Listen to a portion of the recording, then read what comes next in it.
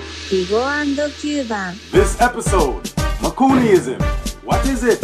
Is it a kind of neo-McCarthyism rearing its ugly head? How does it shape our society today?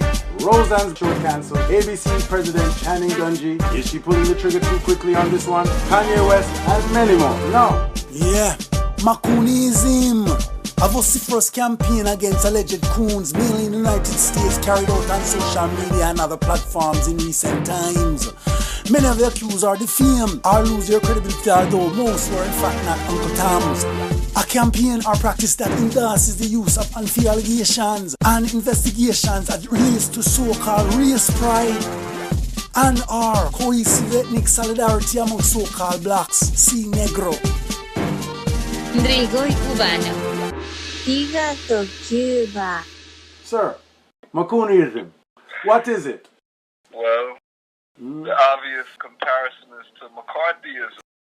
For those not familiar, was like a movement. Right, from about 1950 to 54. And this was the anti-communist fervor in the United States during the Cold War period. Are we saying this is the beginning of Cold War? Would that be considered? Well, the early years. Right. The early years. The Cold War really started in World War II. Or after World War II? Yeah, I know most people say after, but I would say before World War II was over. You see? Yeah. So McCooneyism is where McCarthyism was like that climate of fear. Right. You know, like everyone was kind of like paranoid of being found to be a communist. It's like a communist witch hunt, basically. Against alleged communists in U.S. government and other institutions carried out under Senator Joseph McCarthy in period 1950 to 54. Many of the accused were blacklisted and lost their jobs. Yeah, that covers a lot of it. Right, Paul Robeson comes to mind. You know, people were persecuted during that time. Anyone that were in the so-called black liberation struggle were targeted. Where McCooneyism now, Could it be that it was a cloak to like persecute people of African descent in the United States in a certain sense, a degree? I would say, I think they always tried to associate, quote-unquote, blacks or negro, whatever that was said at that time, with communism. Yeah. From a longer time. But again, it's just like, to me, it's just like the it's just like a campaign. It's like a PR campaign. It's like everything is so-called blacks, like drugs, anything we're bad in a society. Them say is you a cause it, like welfare are you a cause it, drugs are you a cause it. Right. So it's interesting. It's like a dog whistle politics kind of thing. You understand? Right. So racial politics were involved in and identity politics, correct. Instances. And that brings us to McCooneyism. Right. Which is basically that same kind of vibe, but against the so-called coon. The coon thing right now. Like, right. You know what I mean? So, like, we say now we're in the era of McCooneyism. We're definitely in an era of strong McCooneyism. Right. Like, so what would be an example of McCooneyism in your eye? Like? I would say the era really kicked off with Trump being elected president, or selected president, or however I want to say. Because right at that point, matter of fact, even from the inauguration, before this is post election or selection, as you just say. At Trump Tower. This is the Trump Tower meetings. Yeah, it's like any like celebrity or black figure that went to go see him was like chastised by the community. You know what I mean? Like Jim Brown. Chrisette Michelle, that was the inauguration that she... That was the inauguration. Okay. And she was obviously shunned. Yeah, there was a big backlash in the community social media. Yeah, in social media and in... I would say that, right? Social media is the biggest driver of this thing. Like, social media, like, alright, there was a big backlash against Chrisette Michelle performing at the Trump inauguration. I think it's important so the McCooneyism is like any little thing, right? Any little thing, anything that the group think is against, rightly or wrongly, you get a lot of persecution. Like you get lots of cozying up with Trump too much. Right. Well, you get persecuted when but he's deemed the enemy in certain people's eyes. So it's either you're with us or against us. Like this is politics. This is politics. It's a group polarization in a certain sense. Everyone is doing it. Whether Republican, Democrat, black, white, everyone is going into their respective camp more. Doubling down. Yeah, so like now people got vexed with Jim Brown. And then the next thing you hear a lot is the cancel. Cancel this person, cancel that person. You don't tweet that. In this like time and this climate. That's the slang. Yeah, cancel them. Like, yeah, you remember Steve Harvey met with Trump. Big backlash. See? But the same specter of McCooneyism that's persecuting certain ones is keeping others away, such as the football players and the basketball players. Them when they win them championship, historically them visit the White House. True Brad Trump, that they know, and there's an era of, there's a tinge or an era of racism prevalent in this White House. But tell me something about the HBCU. Oh, yeah. The climate was anyone who met with him was chastised. They did like a big publicity thing, and HBCUs and Trump is going to give them money. So they went to go visit, and really there's like a real goofy looking photo op. I'm sure they were disappointed that they end up being political fodder for the Republicans. Right. And then boom, now they have to come back to their community now after they got used, you understand? Right. And there's little mercy these days because the political climate is ramping up. So from its ramping up now, then it intensifies every aspect because there was always a certain McCooneyism. You see me, I say? Like, there was always a watching of who's selling out the race or what have you, like that concept. That's why we have to build that phrase, McCooneyism, because it get hot. McCooneyism, like anything you do, like look at the Kanye thing, that was a big thing. Kanye came wearing the MAGA hat. Saying, when I'm saying, like, what's your name, Candace Brown or something? She named Candace something. She's like a I know what you're talking about. Conservative. You know, I haven't looked into, but I know what you're talking about. Yes, I haven't fully looked into that person, but it doesn't sound promising. Making waves on the conservative circuit, as a black conservative. And this is a person of African descent? Yeah. That's black what I was under the impression, and I mean, I don't know how far good. I don't have any, I don't know. So I haven't read anything of hers. She's on the scene right now, supporting the MAGA thing and Trump and the whole thing. Thing. What is it? No, they have a movement right now. No, me I said, like, why are they doing this? They're saying that, okay, the Democrats.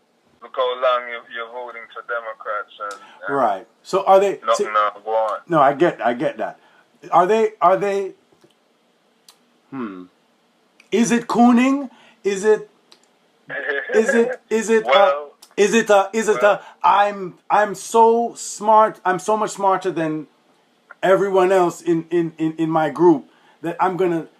Is it contrarianism? It like why are they doing it? You know what? It's very hard to figure. And it's a case by case thing. It's difficult because you don't know if that's really how they feel. Is it a money thing? Right. Or it's a public stance that they feel they have to take in order to kind of shock people into waking up out of. Because really and truly, the Democratic Party been jerking people around, like, you know what I mean? The so-called African American vote, like, they've been jerking them around a long time because they know they have them in the back. They know they don't have to do nothing. They know they already have it guaranteed. They already have 90%, however the percentages that they usually get. So if they know they have it locked, they don't have to work. Did you know that Abraham Lincoln was a Republican? Yeah, that's another thing they're running with strong. Trust me, they're using the old... It's talking points. It's slavery. They're using that too, which is so disingenuous. It's so disingenuous. I mean, either they're ridiculously disingenuous or ridiculous. And historically tone deaf. It's like a deliberate tone deafness, like, in a sense. Very disingenuous. But they're using it. They're running with it very strongly. Like, and this is the thing. They pick a certain talking point. And they keep and they deal with repetition until it becomes... So Kanye come out now and saying, love our McCooneyism. Right. You're embracing Trump, so right away people calling you a coon. So there's a strong climate against cooning, against coons. So this is the McCooneyism. Mm-hmm. You have to be very careful. You see me? I'll call it Kanye. You know what I mean? So the McCooneyism was strong, to the point where it could destroy careers. when Kanye came out with this thing here, you know, a lot of people said they're not going to buy his album. A radio station in Detroit, so they're not going to play his music. You know, these are the consequences. This is why I say it's similar to McCarthyism. There's career, political, everything. Yeah, implications. You're right. The slightest thing. Social, all kind of ramifications. Now again, like I'd written something. I found it because they said, "Oh, Kanye said slavery was a choice," and then I wrote, I said, "Kanye was right. Of course slavery was a choice made by Europeans when they decided to invade and colonize Africa and plunder all resources, including human, for their own selfish, immoral, and reprehensible gain." Yeah, that sums it about right. Right. Yeah, so yes, it was a choice. He didn't finish the sentence. Yeah, you got a big backlash. And, I mean, who knows what's going to happen with him now? I mean, that was a big thing. And then we can't even talk about Meek Mill, who, I mean, I don't know how true it is, but rumor was that he was supposed to meet with Trump about prison reform. Those sort of things, like when you have ended up somebody, I don't know, some people said Jay-Z, some people say it's not Jay-Z, but something. The word I heard, somebody told him not to go meet with Trump. If it's true, then right, that's a McCooneyism. Right. You see? Yeah. McCooneyism is by you fearing to meet with Trump. Right. To discuss prison reform, to them end up sending Kim Kardashian. They sent Kim Kardashian to go talk about prison reform. So you can see these people. I mean, you can see what these people are about. The Drake thing. Drake, yeah. Blackface thing. Pusha T, right? Yeah, but I was more talking about Pusha T in the sense that he was campaigning with Hillary. Hillary lose. His issue that he's advocating for is prison reform, and he was getting in good with Hillary them lose. So now he can't go to Trump because of the same reason why everyone else is either getting backlash from going to Trump or avoiding Trump because of the backlash and the specter of what we're calling McCooneyism. Speaking of Pusha T, like Drake showing in a photo with blackface, not a good look. He issued a statement saying that he was doing acting and him and his friend were trying to show that black actors were getting a hard deal and so on and so forth, so they were trying to express themselves and whatever. Nobody don't want to hear that. Right. I mean, it's McCooneyism era. People don't care why. They just see the photo and that's it. They're gone. You know, just like McCarthyism. It's a kind of mob mentality, like where the communists was demonized. Right. Evil communists, and in McCooneyism is the evil coon, the terrible coon. Yo. Yeah, you have to be careful. If you get labeled with the coon thing, woo. You know what I mean? So that even brings us into Wynton Marsalis.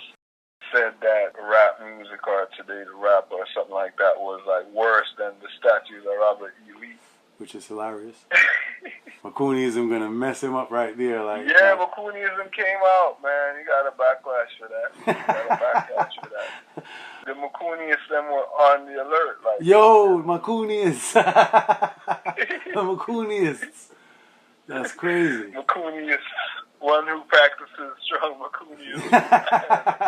McCooneyist. The McCooneyist front. Yeah, they were on the lookout, man. So people start bash Wynton for that. But rap music worse than Robert E. Lee statue. But like, is there any context that you could help couch that statement? I'm talking about just like the general crassness. Okay. Just the pop culture acceptance of just like this nigga bitch paradigm, like. These are the things that are normalized. In the music, much more people are exposed to that on a daily level. I've never even seen a statue of Robert E. Lee. And again, the fact that all of this McCooneyism means anything, which is interesting to me, is because of a concept that I call the ubiquity of the so-called black in mainstream media culturally. Because that's really what's driving this McCooneyism, because like, again, the fact that Rosanne Barr, did we mention Rosanne Barr? Rosanne Barr was fired. First of all, she was hired. She got a reboot of our show, which was unnecessary. Like, was it really that good? Okay, but they knew They were banking on the fact that there's racists in the country that watch TV. That's basically what they were banking on, and the fact that Trump won, it boosts up that vibe. Right. So now they need their own TV show, so they put Rosanne on there. The second she says something, because of McCooneyism, because remember that Channing Dungey is an African American. So right. based on the specter of McCooneyism, I imagine she doesn't want any more backlash on her. And also, right. you know, as a president, you have to seem strong and you have to seem a certain way and you have to seem decisive and what have you. So it's a very tricky landscape, you understand, this right. McCooneyism. And it affects not only so-called blacks, but it affects so-called whites as well. Because I would say that because of the specter of McCooneyism, Rosanne Barr was cancelled. You understand me? And it's like, really? She's been this way. Right. So, you just discovered this? Yeah. So these are just posturings. Like these are right. These are because of the climate. Right. Normally right. they wouldn't do that so quickly. I mean, it was done very quickly. And again, the hubris of the so-called white racists in the United States, over the years they got so comfortable that right. they're very clumsy at this point with their racism, and the fact that the right. boy Trump win the election. You understand? Right, you see a lot of ham-fisted behavior. You understand what I'm saying? The vibration intensified. Right, because it's there, as you say, it amplified. You understand? The Nazi thing start increase immediately. Yes, exactly. You start here, Nazi this, Nazi that. Right, and see, but it's interesting because, again, white supremacy and the same white privilege, as they call it, is what is disarming these people. They're not anchored in reality. Mediocrity is rewarded to the point where you have such an ill-prepared president to govern the whole free world or whatever that means, right?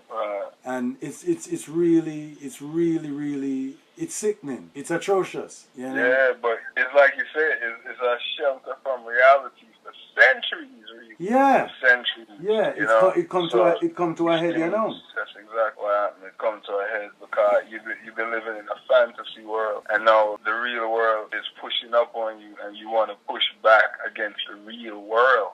You want to stop up immigration.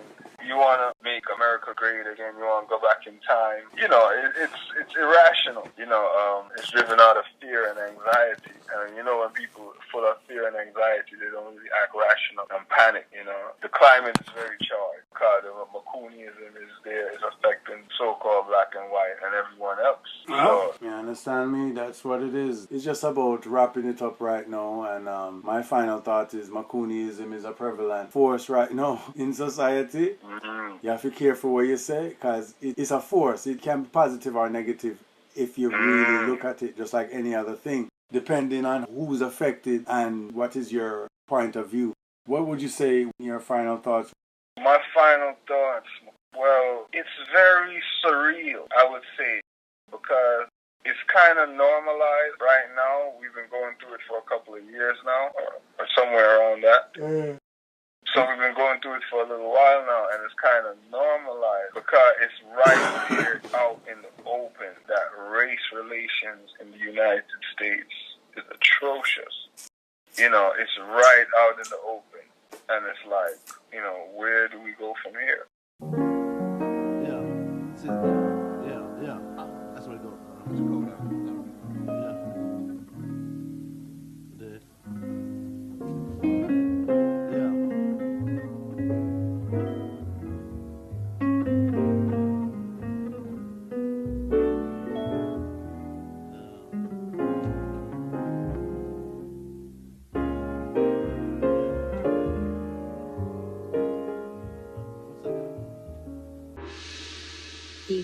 Reego Cuban